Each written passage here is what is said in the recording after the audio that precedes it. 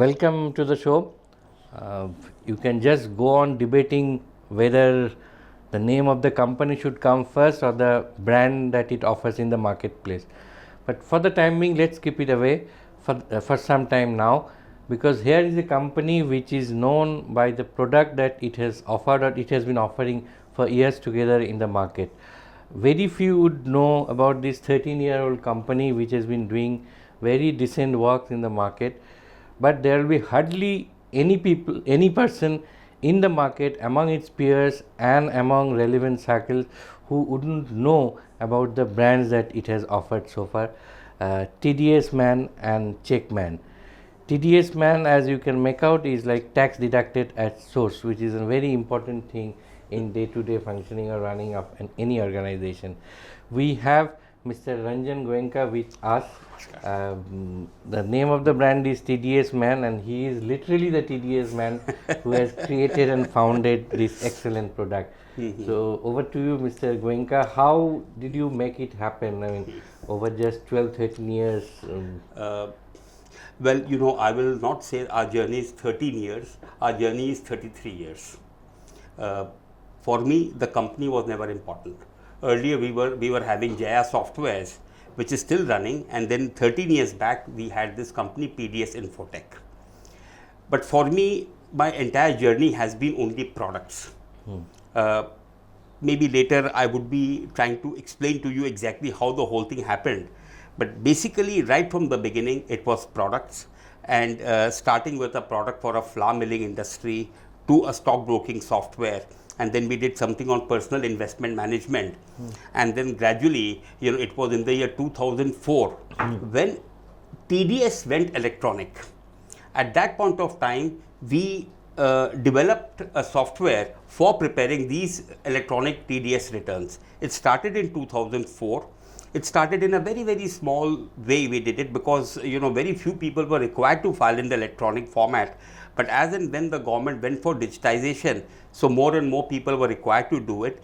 And then we came out with a much bigger software by the name TDS Man, which we launched in the year 2011.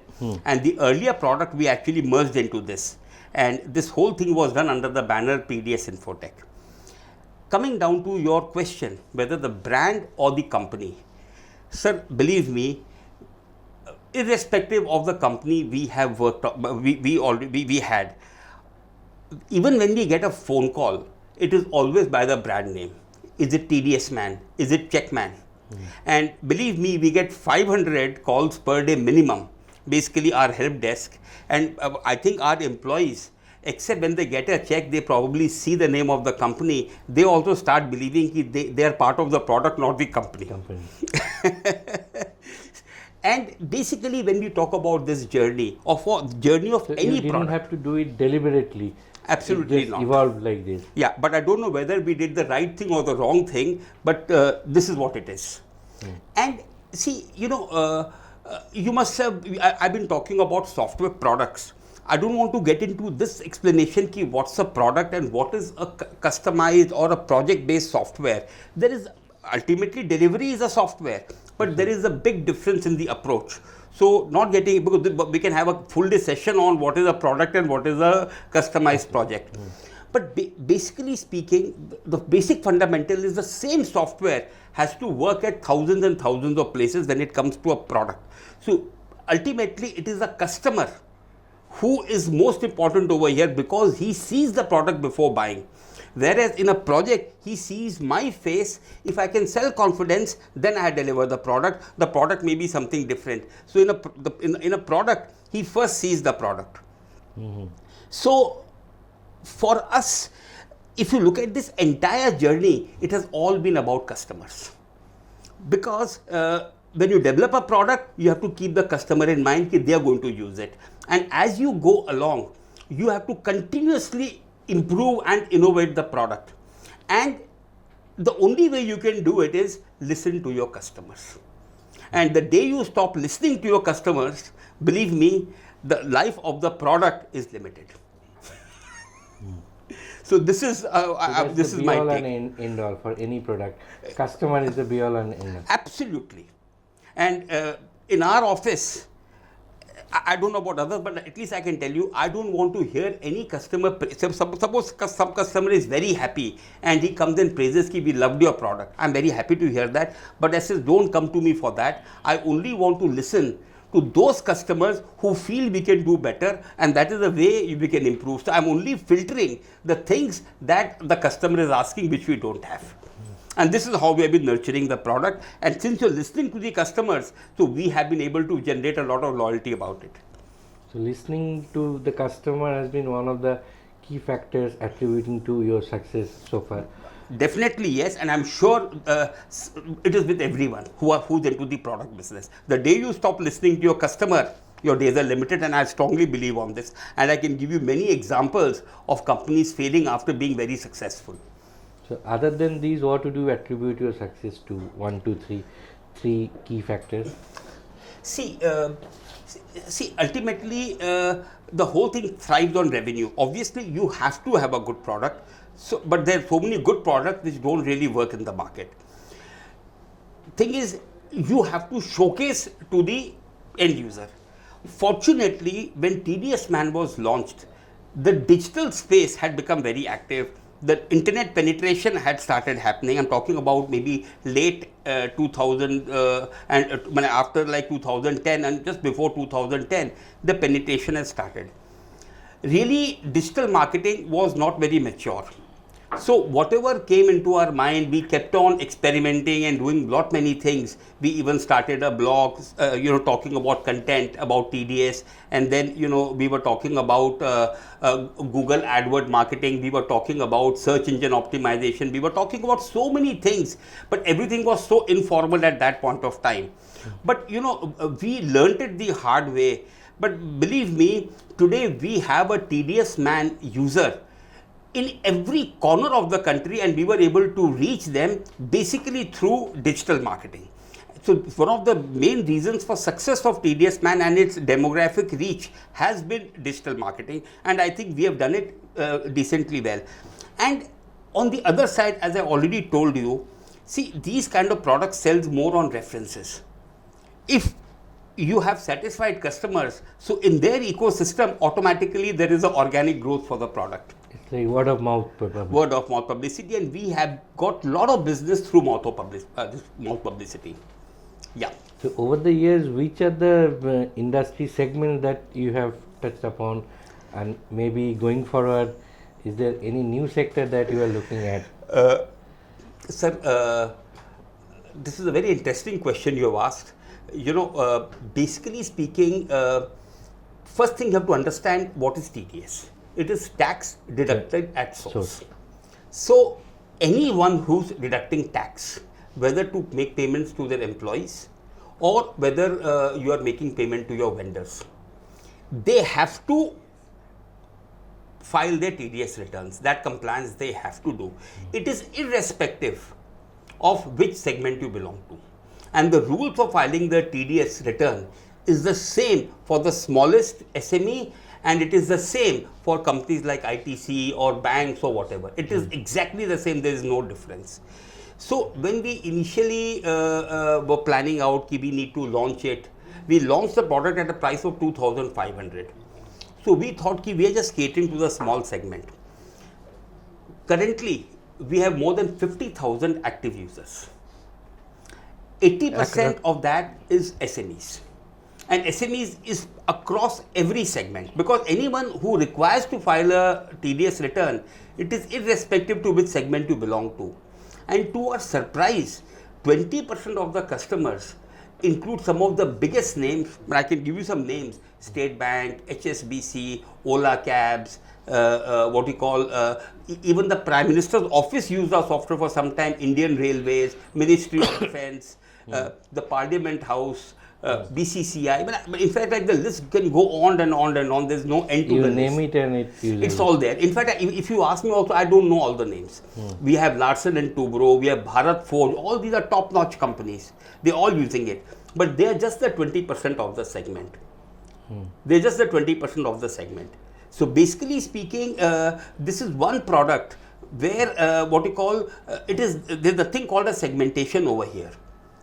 Yes, definitely, we have matured, and what is happening is ki for larger companies, we have come up with more features with, added, functionalities they wanted. So, we have different versions with different pricing. So, which is the best fit, people are buying from us.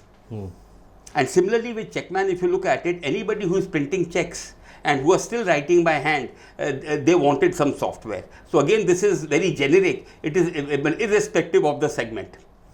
So this is a kind of user-friendly tool for preparing tax deducted at source calculations and all that. So it applies to salaried class and non-salaried class both, or?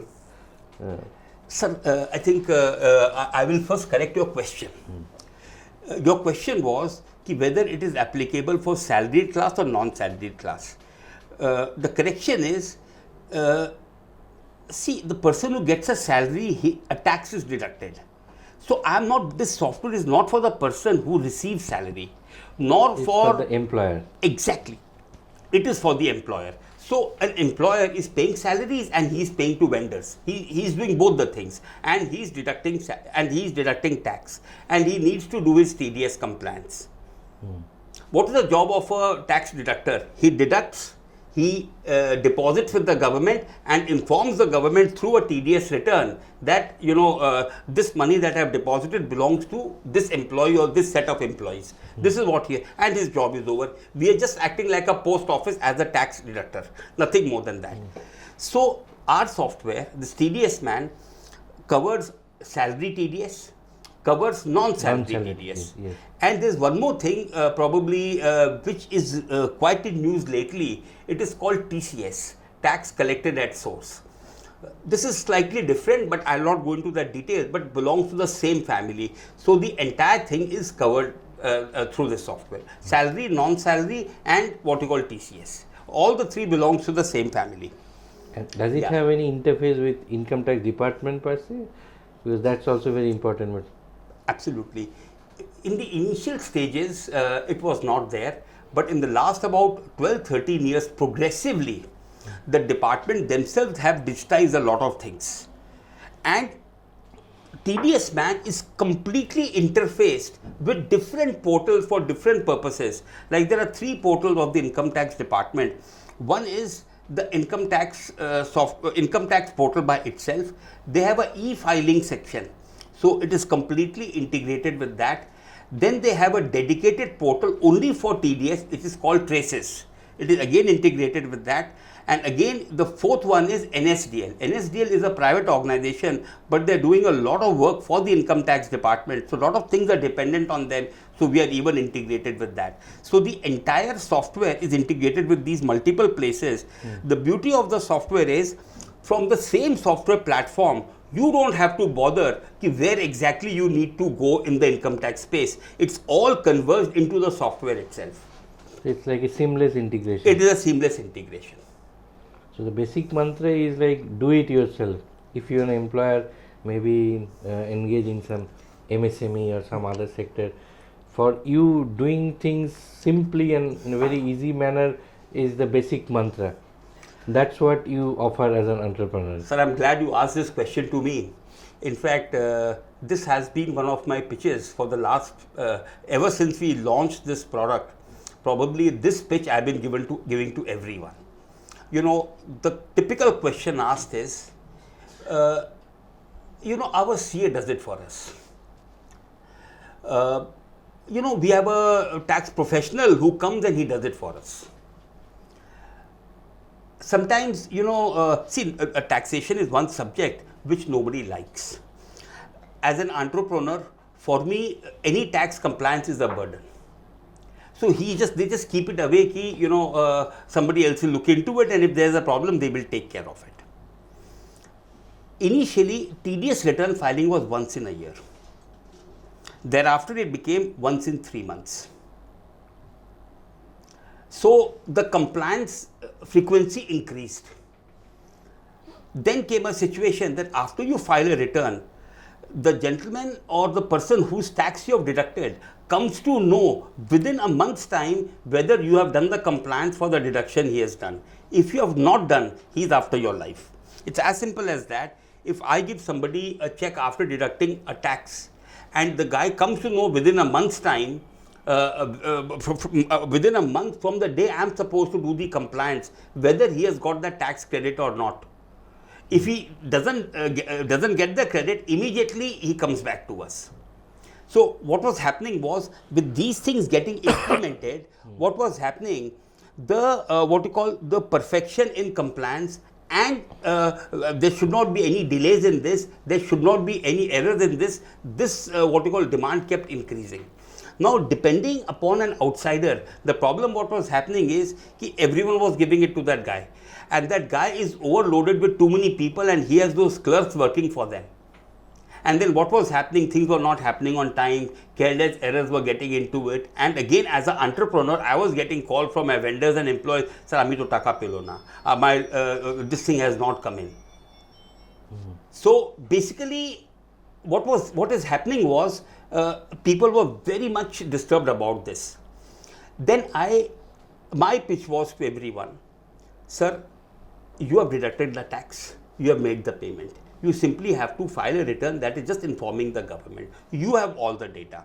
When you're giving this data to your professional who is going to file a return for you, you put the same data into the software and generate a return and file it yourself.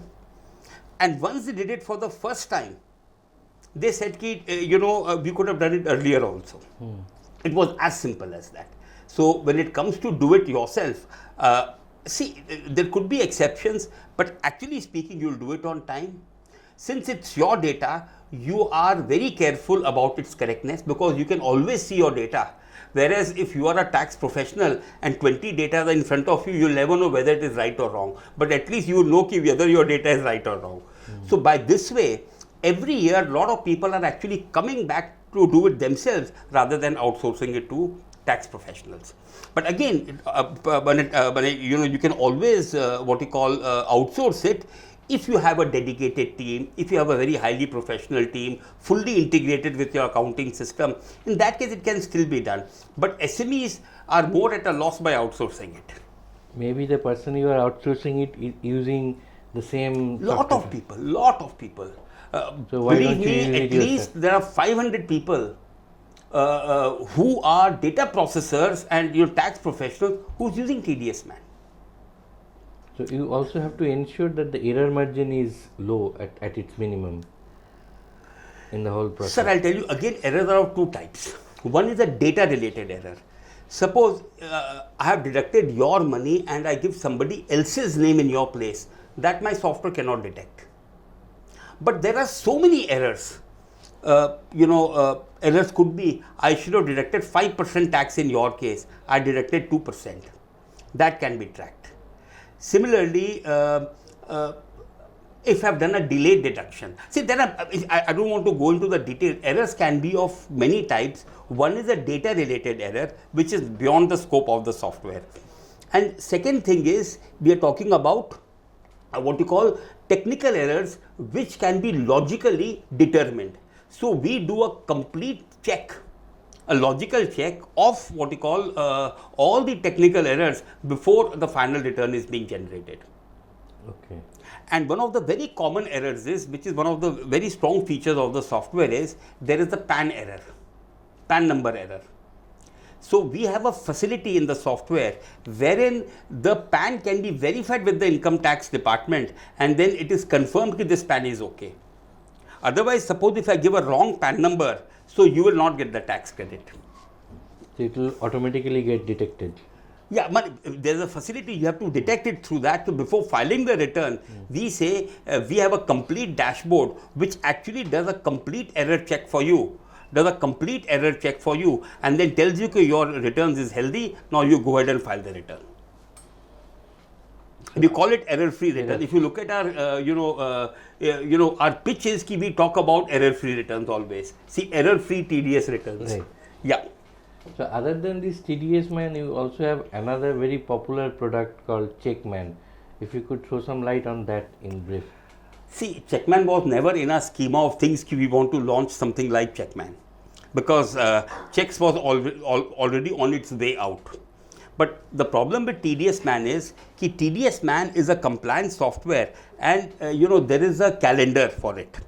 So when somebody buys TDS Man, say now, he doesn't buy for the next 1 year. Then again he renews the subscription next year. So my sales team had very little to do during the course of the year. Yes, we had a lot of activities, but we used to always feel that we could utilize them better. So we created this product because the segment is the same, the accounting team that we need to sell the software to. So we created Checkman. We created it very fast and launched it in sometime in 2012. And we just thought it is going to be a side product which probably will fetch us some revenue. But to our pleasant surprise, this product itself took off so well and was, we had such great responses. And the happiest day was when Mr. Ratan Tata's office also bought this software long back. And today we have a lot of users of this, and we have continuous, business pouring in for this, despite government talking digital, all going online. But still there are people issuing checks, and we are still having steady business on this. This is simply a check writing software, nothing else. But there have been major accomplishments on that front as well. As you said, Mr. Tata for us, he has paid the same amount which anybody else pays. So there's no difference in the pricing. But sometimes a name gives you that extra feel-good factor. Absolutely. That's it. Absolutely. I don't know whether his team was using it, but his office bought it in Bombay, where he sits. Okay. Now coming back to another important thing, and so far you have explained TDS Man and Checkman. So there are other major utility areas as well. Do you think that the same model can be replicated in those areas, and maybe you are looking at foraying into those utility areas as well? Yeah, see, it's like this. We have built up a model where we know how to reach out. We have customers who trust us. So, we are already in the process of launching a few more products, but I would like to talk more about it once we launch it. It's going to be a different product, but again catering to the same ecosystem of taxation and accounting. And we'll talk more about it. But let me tell you some of the new developments that, which has happened recently, and which we will be doing, which we're already in the process of, implementing it. See, TDS Man is an offline software that we have been talking about. We have already created an online platform that is called tdsmanonline.com. In this particular platform, you don't buy the software, you pay by use. So you can prepare and file a TDS return for as low as 120 rupees.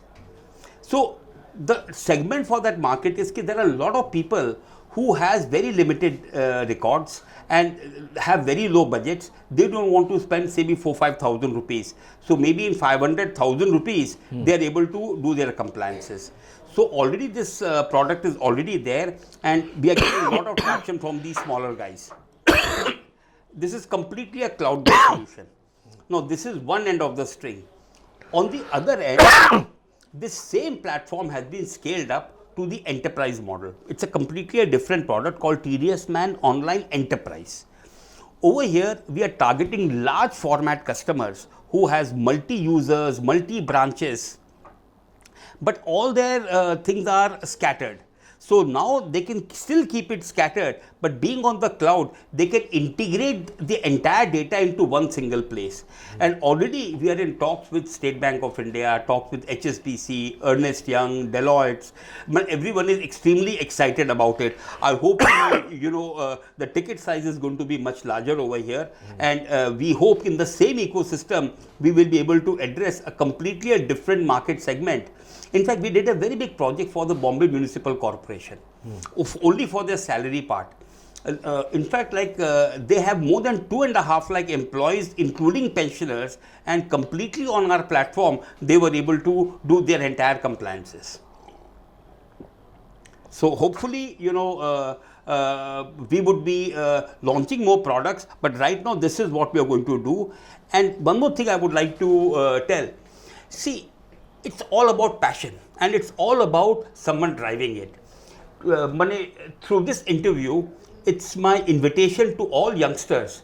If you have an idea within this ecosystem, I am opening my what you call infrastructure. Come, let us develop the product together and you drive the product. We will ensure you to tell you how a product is made, how a product is nurtured, and how a product is actually sold in the market, and we will leverage the what you call the entire customer base that we have. So that is a plus point you are getting. So this is an open invitation to any youngster. That's really exciting. I mean, you're kind of floating an incubation model where people can come with their bright ideas. No, see, I'm not talking about incubation. I'm saying we will become your partners in this. You drive the product and we will give you all our expertise. We will give, see, ultimately a lot of people develop a product, but they don't know how to develop a mature product. You must be hearing so much about startups, people are talking and people are very excited. But what happens is, later on, the whole thing fizzles out. Why it fizzles out? Because the maturity is lacking. And number two, there was no one to take it forward. See, somebody can become a mentor. But again, mentorship is very limited. But over here, we will be a stakeholder. Right. So we will ensure his success. And if he failed, also we fail together. You just spoke about success and failures, and we have heard so much about your products, but I have deliberately kept one fascinating story on hold for so long. I think that's going to be the most fascinating story of an entrepreneur who had started his journey at a very early stage. I mean, why don't you share how you started and how you made this company which is doing so well at this point of time? I mean, PDS Infotech, where it stands today, is because of your entrepreneurial vision and endeavor. So why don't you share your So first thing I would like to correct you. I never say that we are doing very well. We may be doing very well when you look at companies who have not done well. But there are a lot of companies who have done better than me. So I still feel that we have a long way to go. You are doing decent. We have a long way to go. See, it's the first thing is that, I finished my college in 85. So software, computer, nobody was even knowing about it. So even my intention was never to, get into this business. Fundamentally, after completing college in 1987 beginning, I believe, St. Xavier's Computer Center started by St. Xavier's College, and a friend wanted to also do it. So together we just gave the entrance exam and we were able to get through. And once the course started, may not be a very parliamentary way to say, it was love at first sight with the subject, not the lady teacher. It was love at first sight. I was just 21 that time. And I don't know, even while I should dream programs at that point of time. The course got over, went off very well. Thereafter, I had no computers and everything was sidelined. And my father wanted me to put up a factory. So I was exploring opportunities, what factory I can put up. We explored some, a sewer pipe and all kinds of things. Meanwhile, what happened, someone just came with a handheld computer. He said कि तुम तो अभी computer programming किए हो, हम खरीद के ले आया फैंसी मार्केट से, इसमें अपने कुछ कर सकते हैं क्या? So I am tempted to ask you to show us that. No, in fact, in fact, this is the same piece where I wrote my first program after leaving college. This is the first piece in which this is, what is the configuration? It is 2 KB RAM, please, 2 KB, just 2000 characters, out of which 0.5 the system used to occupy, and in 1.5 KB I have to write my program and I have to store data in this. So this machine first came to me, and then I wrote a small, program on this, and it worked for that guy. That day I realized it has got a commercial value. I did not charge him anything. And then probably I wrote another 8 to 10 programs on this, charged 500 to 700 rupees, and believe me, it was a princely pocket money for me. It was a princely pocket money for me, and every time I delivered. Does it still work? Or? No, it doesn't work. Maybe it can work, but maybe the battery is not there. So basically speaking, it all started with this. And then, I would say I was here to stay. And then I got a couple of projects. It was a custom projects, one for the Orient fan dealers, and another was Mangla Hut in Calcutta. They had 3,000 tenants. I got 2 projects, and fortunately both were delivered very well, and that put me into the business. Now coming down to how I got into products, a friend of mine had a flour mill at Rourkela. He told me to develop a software for him for his flour mill. We developed it and it worked beautifully for him. Then he said, you have made such a software, why don't you sell it on a national basis? That time I worked with him, I productized it.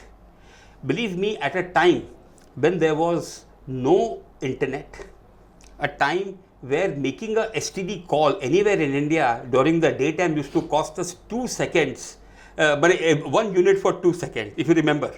I'm talking about way back in late 80s, early 90s. We created this product, what we call a Miller, and in totality, we had about 120 customers in the next 5 to 6 years. So Miller was one of our successes. During this period, we developed a product for the stockbrokers called Shubh Labh. If you go and ask anyone in the stockbroking community, people will still remember Shubh Labh very well, and just wanted to anyway. What you call Shubh Labh was in fact the market leader here in Calcutta. 60% of the Calcutta stockbrokers were in Shubh Labh. It was a very unfortunate situation for us that in the year 2002, you had that major scam in India. This was the Ketan Parekh scam. Calcutta stock market closed down. Even today, it has not started operation. So we actually had to close down this product in 2003-2004 because only with NSE with 25-30 members using our software, and what you call over here we had 600 customers. So we we had to close that product, and then you had the TDS man, and then we are continuing. So it has been products all the way. We've been talking about all successes, where we have. I don't want to get down and telling you we created so many things, so many places we lost money. So behind every success, there are multiple failures. And believe me, every failure you have lost money, but every failure has actually given you back money in your next product. True. And when someone tells me, तुम तो ये काम किया, इसमें तुम 20 लाख रुपया खो दिया, तो मैं एक ही बात बोलता हूँ, my father could not afford me to send me to the Harvard University. So by these failures are my cost for Harvard education. Investing in learning, investing in experience gathering. And believe me, sir, no failure ultimately is a liability for you. Every failure actually becomes an asset for you in your next project. Actually. And I think when you go and listen to any TED speaker talk about that, this is a global truth. It is a global truth. But everybody thinks he's a good speaker, he says all these things. No, actually this is the truth, and I have myself I have experienced it. And I hope I want to continue my journey. I want to keep on coming out with good products. Success, failure, time will say, but I want to keep on giving my best. So on that spirited note, we'll conclude here. As it is said, that all long journey starts with a small little step. His long journey started with a small computer. I'm sure he will have many more success stories to share with us when we meet him next time. So till then, all the very best. Thank you so much. We'll meet very soon. Thank you so much.